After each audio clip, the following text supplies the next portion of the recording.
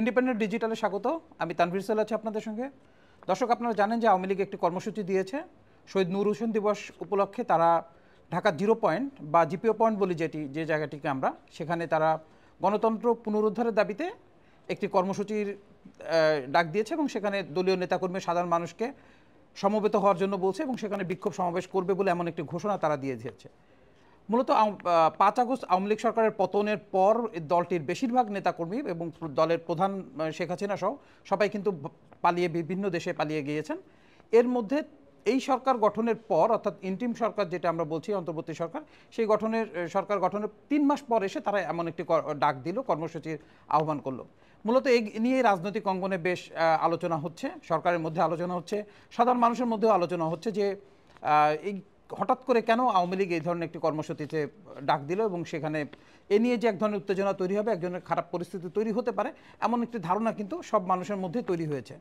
তো এখন পর্যন্ত যদি আমরা বলি যে এই কর্মসূচি ঘিরে আসলে কি হলো, আওয়ামী লীগ কি মাঠে নামতে পারবে, নাকি এই জাস্ট তারা একটা কর্মসূচি ঘোষণা করা দরকার ছিল তাই তারা করে দিয়েছে। অন্যদিকে এই যে 0 পয়েন্ট বা 0 চত্বর যেটি, সেটি ছাত্র জনতার দখলেই আসলে থাকবে, যারা অভ্যুত্থান সফল করেছিল এই আওয়ামী লীগ সরকারের বিরুদ্ধে। পাশাপাশি বৈষম্য বিরোধী ছাত্র আন্দোলন এবং অন্যান্য যে রাজনৈতিক দলগুলো যারা আওয়ামী লীগের বিরুদ্ধে অবস্থান নিয়ে সেই গণ অভ্যুত্থানে অংশ নিয়েছিল, তারাও কিন্তু এই জায়গাটি দখল নেওয়ার জন্য জামায়াত করার ইতিমধ্যে ঘোষণা দিয়ে দিয়েছে।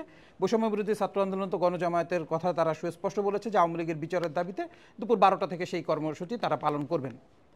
এখন পর্যন্ত যদি আমরা এটা দেখি, তাহলে গতকালকে রাত থেকে কিন্তু মূলত 0 পয়েন্ট এলাকা বা ওই এলাকাটা কিন্তু মূলত ছাত্র জনতাদের দখলেই ছিল।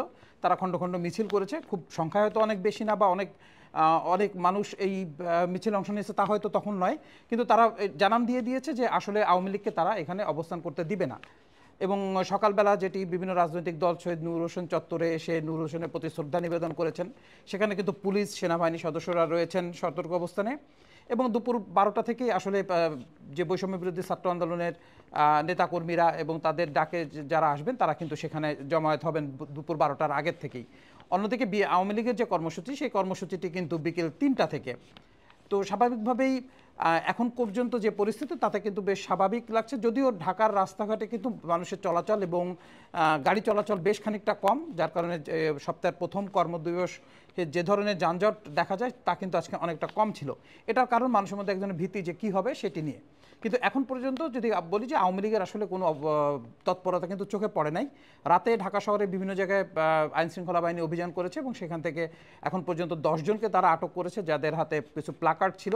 সেটি নূর হোসেনের সেই মার্ক যে ছবিটি, অর্থাৎ গণতন্ত্র মুক্তি পাকের যে ছবিটি তোলা, সেই ছবি নিয়ে তারা কিছু প্লাকার্ড করেছেন, বঙ্গবন্ধু শেখ মুজিবুর রহমানের ছবি দিয়ে প্লাকার্ড করেছেন এবং কিছু প্লাকার্ড তৈরি করেছেন ডোনাল্ড ট্রাম্প, যিনি সদ্য নির্বাচিত আমেরিকান প্রেসিডেন্ট।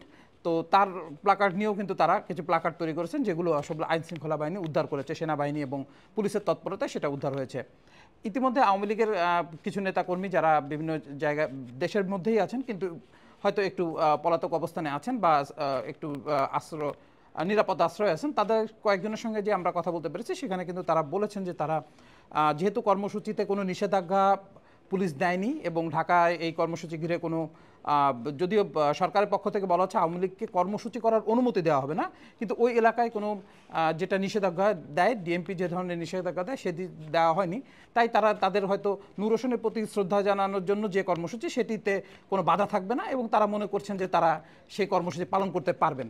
কিন্তু সার্বিকভাবে ছাত্র জনতা সহ সাধারণ মানুষ এবং বিভিন্ন রাজনৈতিক দল যে প্রতিক্রিয়া দেখাচ্ছেন যে আওয়ামী লীগ এখন 3 মাস আগে যে ধরনের ম্যাসাকার তারা করেছে, বলা যায় গণহত্যার মতো কর্মকাণ্ড তারা পরিচালনা করেছে, সেই করার পর আওয়ামী লীগ এখনই এসে রাজনীতিতে শুরু করবে, মাঠের রাজনীতিতে চলে আসবে, এটি তারা হতে দেবেন না বলে সুস্পষ্টভাবে কিন্তু বিভিন্ন রাজনৈতিক দল এবং সাধারণ মানুষের মধ্যে অনেকে এই ধরনের মন্তব্যই আসলে করেছেন।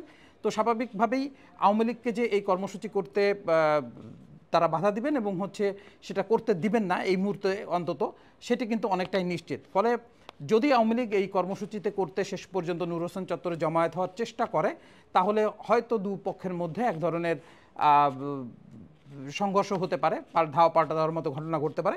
তবে আওয়ামী লীগ নেতাদের মধ্যে যেটা মনে হচ্ছে যে তারা এই কর্মসূচি যে ডাকটা তারা এই পর্যন্ত এখন পর্যন্ত দিয়েছেন, তারা একটা ডাক দিয়েছেন, কিন্তু আসলে ব্যাপকভাবে সেই কর্মসূচিতে অংশগ্রহণ করবেন এমন কোনো মনোভাব কিন্তু আওয়ামী লীগের মধ্যে সেভাবে দেখা যাচ্ছে না। অবশ্য আজকে সারাদিন পর আসলে কি ঘটতে যাচ্ছে, কি হবে, সেটির জন্য আমাদেরকে আরও হয়তো কিছুক্ষণ অপেক্ষা করতে হবে। তার এর মধ্যে যদি বলি তাহলে পুলিশ, সেনাবাহিনী এবং অন্যান্য সবাই কিন্তু সতর্ক অবস্থানে আছেন এবং কোনো ধরনের আইনশৃঙ্খলা পরিস্থিতি যেন অবনতি না ঘটে এই নূর হোসেন দিবসে, সেটি কিন্তু তারা নিশ্চিত করার জন্য আপ্রাণ চেষ্টা করছেন।